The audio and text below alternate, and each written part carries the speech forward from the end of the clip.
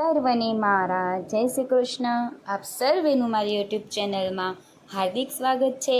અષાઢ માસ પૂર્ણ થવામાં હોય અને પવિત્ર અને પાવન એવો શ્રાવણ માસ શરૂ થવામાં હોય ત્યારે આખા વર્ષની જે આપણે યાદ જોઈ રહ્યા હોય કે શ્રાવણ માસ આવે અને શિવ ભગવાનની ભક્તિમાં લીન થઈએ, ત્યારે હવે શ્રાવણ માસ થોડાક દિવસમાં જ આવવાનો હોય ત્યારે આજે આપણે પુરુષ એટલે શિવ અને પ્રકૃતિ એટલે શિવાદેવીનો પાઠ શ્રવણ કરીશું. તો વિડીયોની અંત સુધી જરૂરથી જોજો. અને જો ચેનલમાં નવા હોય અને ચેનલને સબસ્ક્રાઈબ ના કરી હોય તો જલ્દીથી કરી દેજો. વિડીયો પસંદ આવે તો લાઈક અને શેર કરજો. કોમેન્ટમાં હર હર મહાદેવ જરૂરથી લખજો. ભગવાન શિવજીનું નામ કલ્યાણકારી છે. શિવમાં જ સ છે એ કલ્યાણકારી છે અને વ એ અમૃતવાચક શબ્દ છે. માટે આપણે ત્યાં કવિઓ કહે છે કે દેવોમાં તું મહાદેવ, તારો મહિમા અપરંપાર, ભવ્ય ભાલ પર ચંદ્ર જટામાં વહેલી ગંગની ધાર, મહિમા અપરંપાર, શંભુ તારો મહિમા અપરંપાર. આ પદ દ્વારા એક વાત સ્પષ્ટ જાણવા મળે છે કે શિવજીનો મહિમા એ અપાર છે. સમગ્ર જગત એ શિવ અને શક્તિમય છે. નાદ અને બિંદુનો જ આ જગતમાં વિસ્તાર છે, જેમાં નાદ એ શિવજીનું સ્વરૂપ છે અને બિંદુ સ્વરૂપે પાર્વતી માતાજી છે.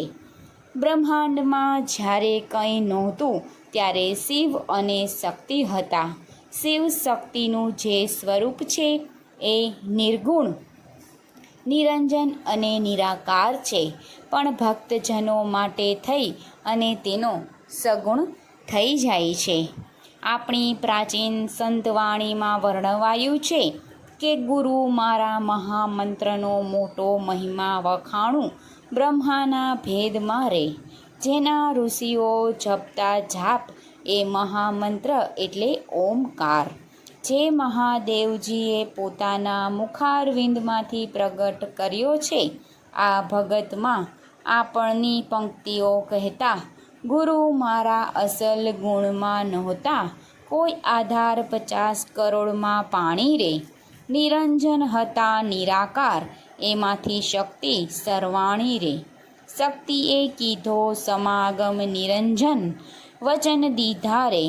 ઉમયાને વાંધ્યા રે, ઉમેદ 3 પુરુષ પ્રગટ કીધા રે.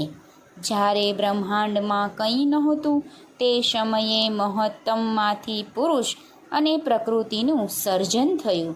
પુરુષ એટલે શિવ અને પ્રકૃતિ એટલે શિવાદેવી. આપણે જ આ સમગ્ર સૃષ્ટિ સર્જન કરવામાં મહત્ત્વની ભૂમિકા નિભાવી છે એવું આ પદમાં વર્ણવ્યું છે. શિવજીનું નામ જ કલ્યાણકારી છે. સમુદ્ર મંથન સમયે મહાદેવજીએ વિષને પોતાના કંઠમાં રાખ્યું એટલે મહાદેવનું નામ નીલકંઠ પડ્યું.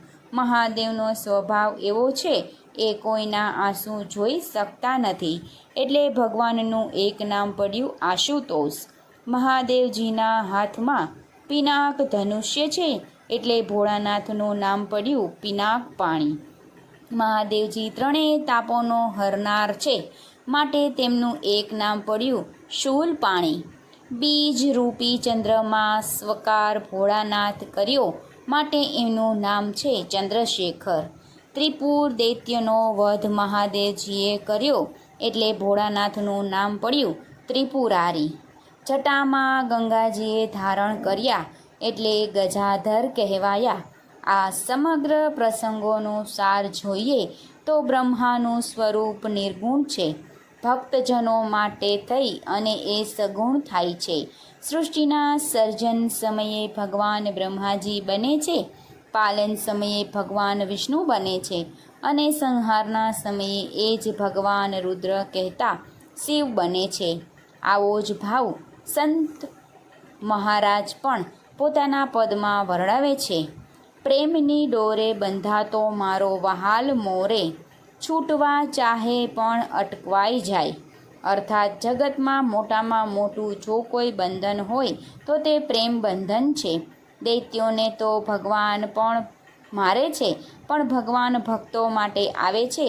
માટે રામાયણમાં મહાદેવજી પોતે જ પોતાના મુખ થકી વર્ણવે છે કે હરિ વ્યાપક સર્વત્ર સામન પ્રેમ તે પ્રગટ જોઈ મેં જાના.